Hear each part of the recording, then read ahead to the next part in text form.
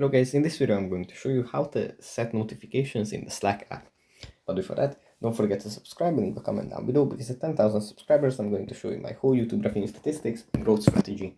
So without further ado, let's just jump right into it. First we have to open up the Slack app, and here it opens up in the home menu where we have our channels, our DMs and our teammates.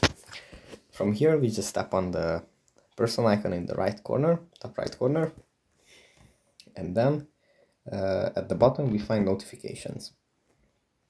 Here, if you tap on enable notifications, there's going to be a pop-up which redirects us to the settings, and here we can just tap on allow notifications, and then we are going to receive notifications from the Slack app.